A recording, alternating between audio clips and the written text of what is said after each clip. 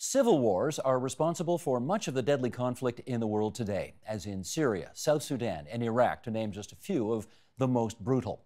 And while civil war, thankfully, is not something that Canada has within its own historical memory, the same cannot be said for some of our very close allies and neighbors. How does such enmity emerge within a single country, and how does it reach a tipping point? David Armitage is a professor of history at Harvard University, and his new book offers some remarkable insights. It's called Civil Wars, A History in Ideas, and we're pleased to welcome him here to our studio tonight. Great to meet you. Great to be here. Thank you so much. Fantastic. Thank you so much. Thank you. Got me thinking about things I hadn't before. But let's start with something rather cheeky. I'm going to do a quote, but it's not you. Here is... There's a lot of talk of civil war fears erupting south of our border. And here's a voice actually from your neck of the woods. This is Paul Mason from The Guardian, who writes, large sections of the American right want another civil war. They have spent years amassing the weaponry for it, and their signifier of choice, hunting camouflage, also gives a major clue as to what they're thinking. In this situation, the choice of the U.S. left, of minorities, of women, should be to resist, but do not give the enemy what they want. Mass, peaceful disobedience against Trump is a reality.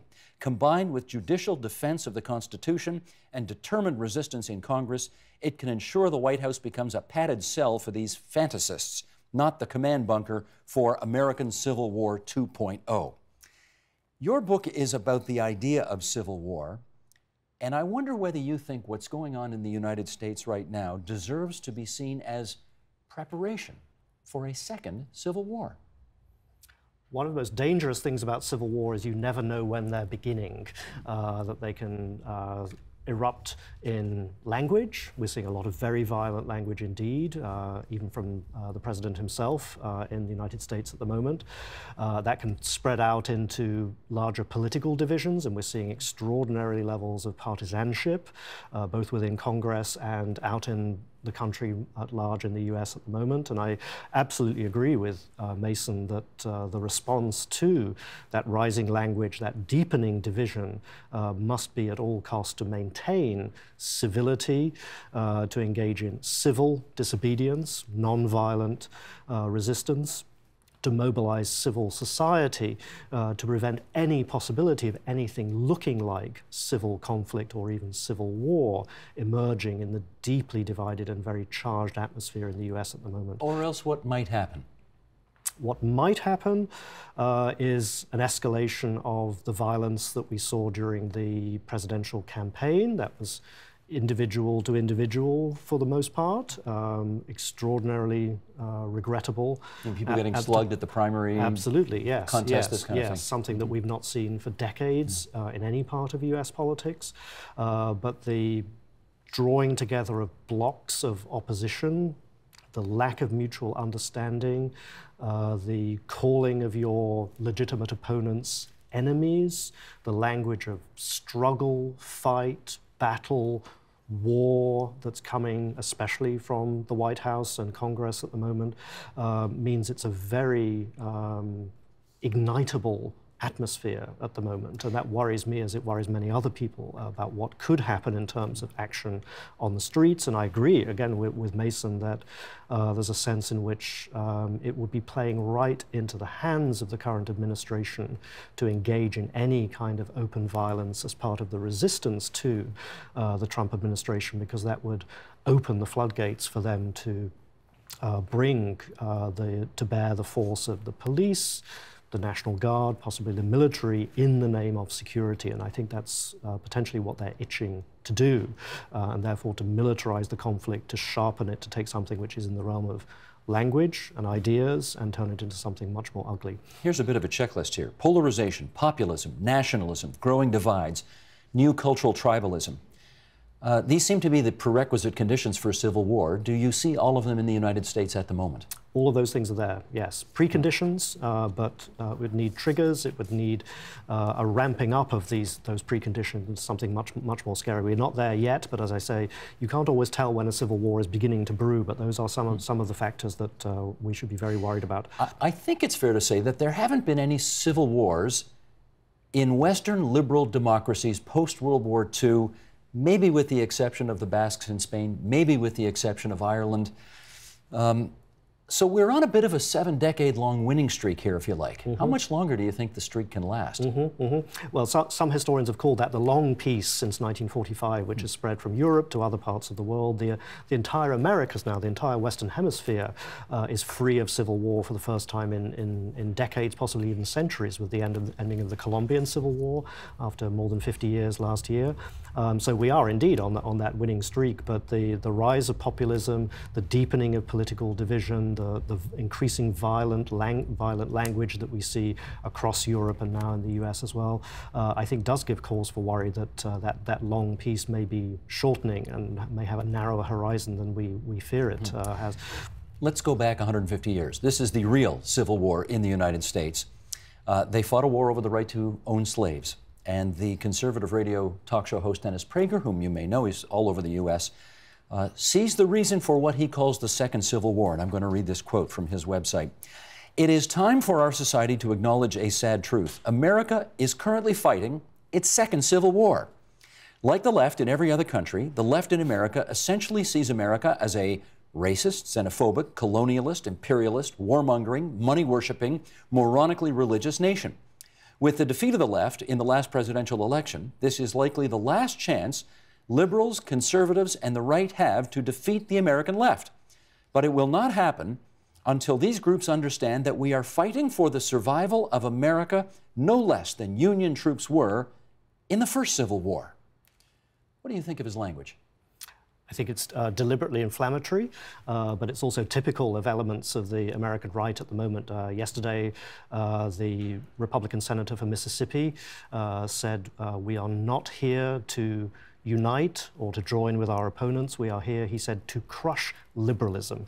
And I think that's very similar language to Prager's. Liberalism in that sense means the expansion of the recognition of equality, the protections of the law, the incorporation of all groups within American society. And I think it is a fundamental clash of visions about what it means to be American. And the American vision of a Prager or a McDaniel, the senator, is very much a white, male-dominated, very backward-looking, hierarchical vision of America, being pitted fundamentally against this vision of an inclusive, horizontal, egalitarian America.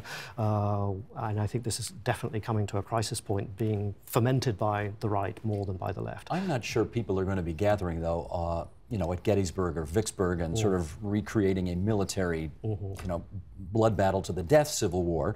I mean, we're in a digital age now, so presumably it's going to be some kind of, you know, cold Civil War, if you like, or a virtual Civil War. Is that what you see? Yes, that term is going around now, that it's a cold Civil War in the sense that it's not being fought with arms. It hasn't come to the level of organized violence yet, but the heated debates we're seeing in town halls across the United States now, of congressmen being pilloried, the rising emotional temperature of the debates around the country show there's a great deal invested in this, and this really is a collision, almost of fundamental worldviews, but it's about fundamental disagreements about basic values. What is it to be American? What does Americanness mean? And that's coming out into the open. And again, that could be one of the preconditions for something much uglier, when people dig themselves into their opposing positions, when there's no possibility of dialogue between those two visions, and the frustration that arises from the lack of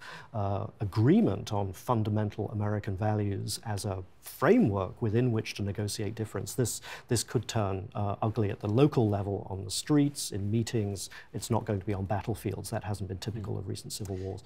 Let me put some other stats to you here, and I'm not sure I've got this guy's name pronounced properly, but it's Schlicher, Kurt Schlicher or Schleicher or whatever. He is a big-time Trump supporter. He has a good following on Twitter, and he polled his Twitter followers with the following: what do you think the chances for serious violence in the next 4 years will be?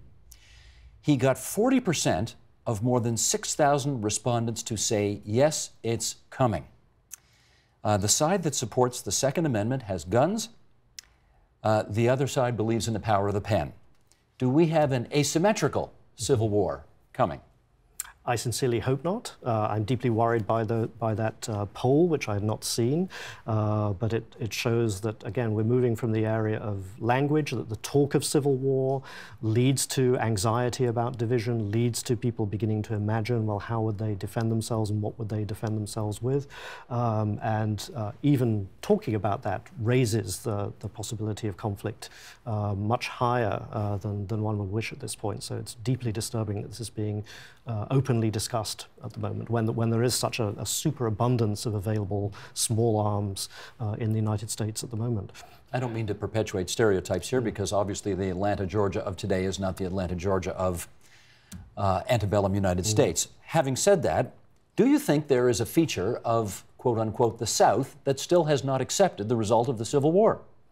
There are certainly parts of the South where you can still get in trouble for talking about it as the Civil War rather than the war between the states, for instance. More seriously, the recent debates about the flying of the Confederate flag in various southern states, South Carolina, Mississippi, and so on. The stars and the bars. The stars and the bars. Does that represent states' rights, or does it represent a continuous repression, racial repression and a memory of slavery? We know that, for instance, the flying of the Confederate flag really began during the Civil Rights era as a counter to the Civil Rights era, so it's hard to read that as any kind of neutral image. Those sorts of debates show that something that we've learned from civil wars for 2,000 years is that they tend to go underground, even when the formal fighting, the formal hostilities have ended. The enmities, the divisions, the emotional wounds can continue, and I think there are still many signs of that. Not that it's necessarily going to break out into armed conflict again, but those divisions have not healed even 150 years after the end of that conflict. It's fascinating, because I think I read it in your book where you said it's only been 100 years that America officially has called what happened during Lincoln's time the Civil War. I mean, it was the war among the states for a long time, wasn't it? And the War of the Rebellion was the usual title well into the late 19th century. Obviously, that was the Union forces seeing the rebels themselves as illegitimate, but that became a badge of pride. Because they never thought it was the South. They thought they were their own country. That's right. You can't have a civil war if it's two different countries. Let's play, I want to play some tape here of a different view. This is Dmitry Trenin, whom we had on this program not too long ago, well-known Russian analyst, and here's what he had to say about the political conditions for civil war in his native Russia. Sheldon, roll it, please. Russia can only be governed with at least 2/3 popular support, as opposed to America, where they're, of course, quite accustomed to having 51-49 support. But you've said 51-49 support is an invitation to civil war in Russia. Why the difference? Well, I think there's a vast difference in terms of political culture. Russia's political culture is, I would say, much harsher than America's. When Russians fight, they fight to defeat the opponent and sometimes to kill the opponent. So if you have a serious split within society, it often transforms in Russia, not in the fight between political parties in some sort of a political theater, but it translates into a war. I want to get your take on this notion, which in the past was always enough. 51-49 means you won. Or in the case of Trump this time, 48-52, you lost, but you won. Do we no longer live in a Western setting where 51-49 conveys legitimacy for victory? Certainly not in the United States. That's been very, very clear since the election. The peculiarities of the electoral system, as you point out, mean you can lose the popular vote, as has happened in most recent elections, in many recent elections, and still win through the Electoral College. When that's combined with the deliberately ferocious, inimical rhetoric of the right under Trump, it leads to conditions which sound more like those in Russia, perhaps not coincidentally, knowing what we now know about Russian interference in the US election, to create a situation where neither side will recognize the legitimacy of the viewpoint of its opponents, will term those opponents enemies, will turn legitimate political discussion into an ongoing conflict. So Steve Bannon was saying this will be a daily fight, not just against the press, the opposition, as he calls the press in the United States, but against the left, against liberalism, against, in some views, Americanism itself. So this is looking very much like the conditions that we were just hearing about from Russia now. Let's look at your home and native land. Brexit, 52-48. I mean, not surprising that neither side looks at the vote as legitimate enough, I guess, right? And combined in that case with even more stark geographical divisions as well, that London and Scotland voting overwhelmingly to stay, other parts of the country voting to go, so you're layering not just political divisions, but geographical divisions, class divisions, divisions of age as well. Very big distinction between the young and the old in Britain. If the age of voting in the Brexit referendum had been lowered to 16 as it had been shortly before for the Scottish referendum, it probably wouldn't have passed. So this is a generational conflict as well as one between different parts of the country and different viewpoints about the future of Britain itself. So we may actually be onto something here in Canada when we said a decade ago, a little more than a decade ago, Quebec, if you want to leave, it's going to take more than 50% plus one. You got to show more than that. Yes, it's a very strong case for supermajorities, that's right. Well, we finally get to quote you to you, okay? Here we go. This is you. Almost all wars are now civil wars. According to one widely cited estimate, there have been 259 armed conflicts since 1945, and more than 95% of those recorded since 1989 were intrastate, not interstate conflicts.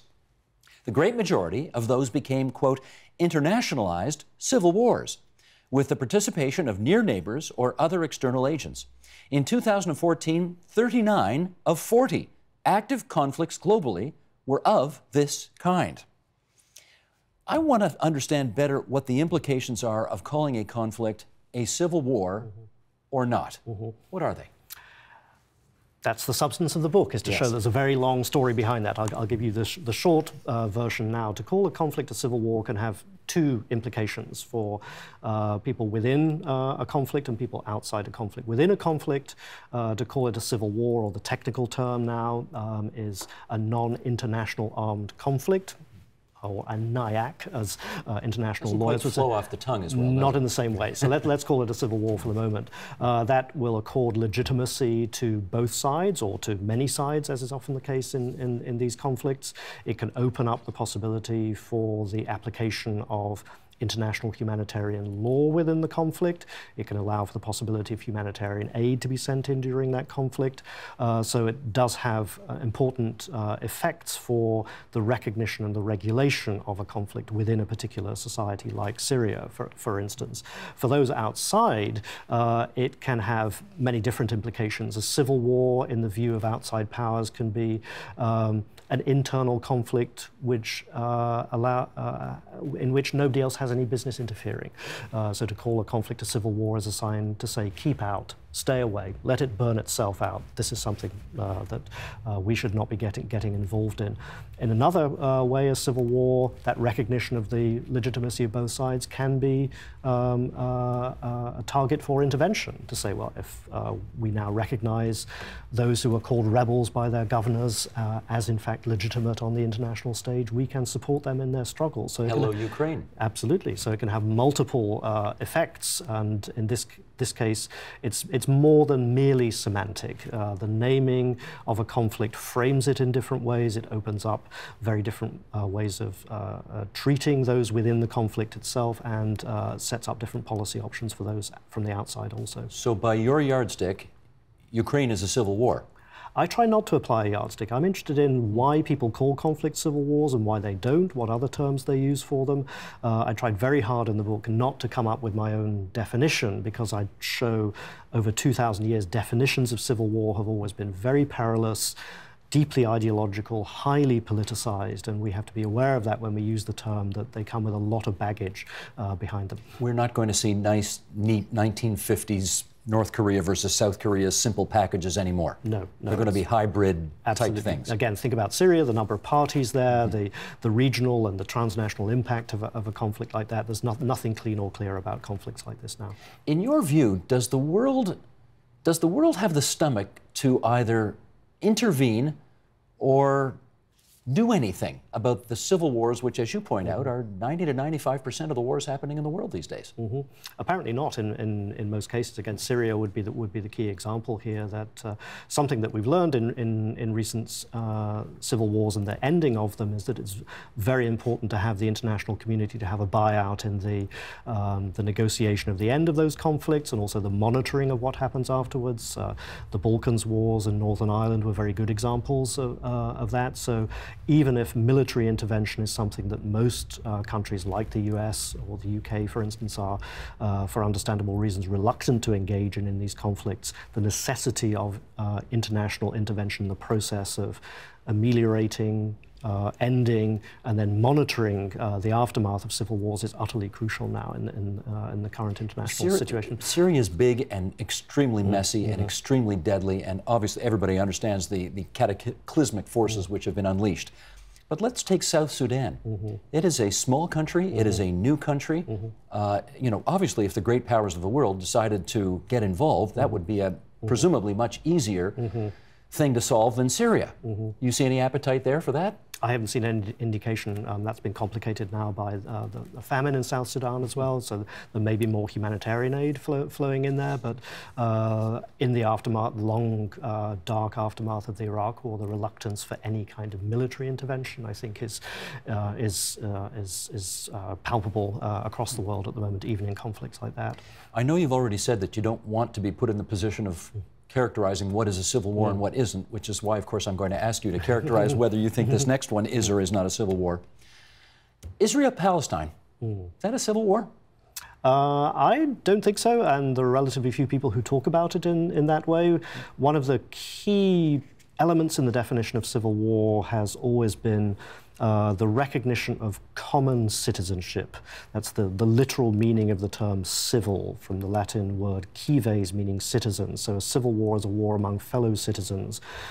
So long as Palestinians are not recognized as full citizens of a single state along with those who are citizens of Israel, then it cannot be, by that fundamental definition of civil war, a civil war among fellow citizens. They are fellow cousins, according to the Bible, both vying for a twice-promised land. There's a bit of civil war involved there, wouldn't you say? I mean, would you go that far? It has some aspects of a civil war. Yes, and being fought over the same territory with that sense of belonging and homeland in that territory. Certainly some of the elements of that, but that language is rarely used. I'd be interested if people came up with that to see what they think they mean by that. Let's do one more quote here, Professor Armitage. This is Jaime Torres Bodet, Mexican scholar, poet, diplomat, who lived early 20th century, born early 20th century. You quote a Mexican scholar and diplomat who said that in our world, which shrinks progressively as communications become swifter, all wars are civil wars. All battles are battles between fellow citizen, nay, more, between brothers. That's a very fascinating way of putting it. Does this sentiment ring true to you in spite of the flaring up of nationalism across the globe?